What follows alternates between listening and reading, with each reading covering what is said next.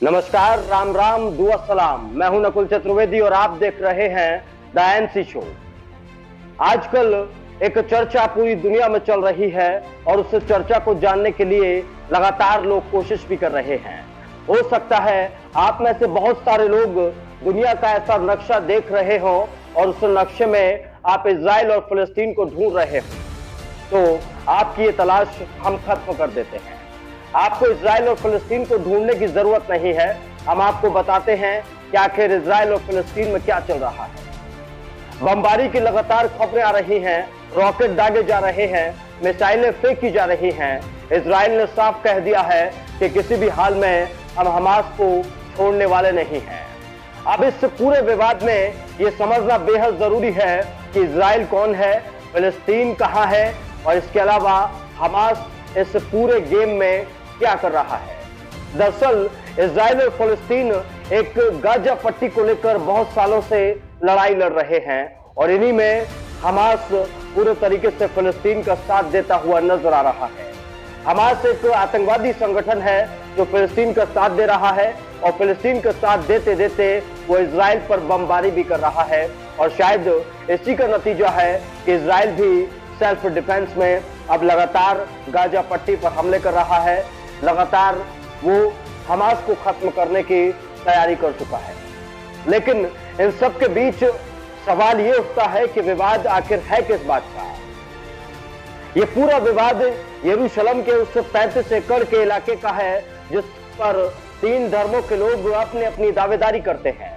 चाहे यहूदी हो, चाहे मुसलमान हो, चाहे ईसाई हो, वो तीनों का ही पवित्र स्थल है और अब उसी को लेकर ये लड़ाई लंबे स्तर पर जारी है। ईसाई तो अभी दूर तक नहीं दिखाई दे रहे, लेकिन फिलिस्तीन और इजराइल यानी मुसलमान और यहूदी आपस में लड़ते हुए दिखाई दे रहे हैं।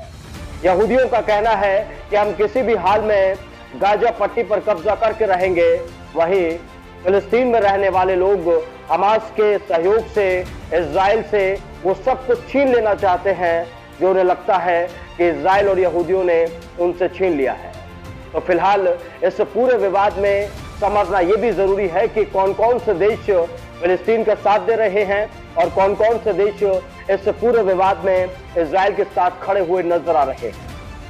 अगर बात की जाए अमेरिका की, तो अमेरिका इजराइल के साथ खड़ा हुआ है। अमेरिका के नए राष्ट्रपति जे बाइडेन ने साफ कहा है कि इजराइल को अपनी आत्मरक्षा में अपनी सीमा की सुरक्षाओं को करने का पूरा अधिकार है। उधर अगर बात की जाए खाड़ी देशों की, अरब देशों की, तो अरब देश यहां पर फिलिस्तीन के साथ खड़े हुए नजर आ रहे हैं। अब कहा यह जा रहा है कि अगर ये विवाद, ये युद्ध तेजी से बढ़ता चला गया तो आने वाले वक्त में विश्व युद्ध जैसे हालात बन सकते हैं। क्या आप सोच सकते हैं, एक तरफ तो इंसानियत वैसे ही कोरोना महामारी से परेशान है, महामारी से निपटने के लिए पूरी दुनिया में लगातार रिसर्च चल रही है। ऐसे में अगर तीसरा विश्व युद्ध हो गया तो फिर क्या होगा इस पूरी दुनिया का। ऐसे में आप ये भी सोचते होंगे कि आखिर इस पूरे विवाद को आखिर खत्म कहां किया जाएगा। दरअसल ये विवाद अगर खत्म होना होता तो बहुत आसानी से खत्म हो जाता, लेकिन ये उतना आसान है नहीं। इस विवाद को खत्म करने के लिए ना तो इजराइल पहल कर रहा है और ना फिलिस्तीन इस पर पहल करने के लिए राजी है। अब यहां पर आपको एक और तथ्य बताता हुआ चले। दरअसल ये 1950 के आसपास की बात है, जब जर्मनी का हिटलर तानाशाह लगातार यहूदियों का कत्ल कर रहा था। तब लगातार यहूदी जहाजों में सवार होकर अलग अलग देशों में शरण लेने के लिए पहुंच रहे थे। उस दौरान ना तो अमेरिका की तरफ से, ना कनाडा की तरफ से, तमाम और देशों की तरफ से उन्हें शरण नहीं दी गई। उस दौर में फिलिस्तीन एक ऐसी जगह थी जहां पर इन यहूदियों को शरण दी गई। और इसका एक बहुत रोचक तथ्य यह भी है कि जो उस वक्त शरणार्थी थे वो आज पूरे फिलिस्तीन पर कब्जा कर चुके हैं। आज छोटा सा फिलिस्तीन है जो अपने अस्तित्व की लड़ाई लड़ रहा है। हालांकि ये बात अलग है कि यरूशलेम में जो तमाम धार्मिक मान्यताएं हैं उनको लेकर सबके अपने अपने दावे हैं।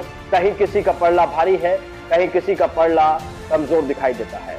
फिलहाल आप सब लोगों को फिलिस्तीन और इजराइल के बारे में और विस्तार से समझना है तो आप हमारे साथ जुड़े रहिए, आप देखते रहिए द एनसी शो। जय हिंद।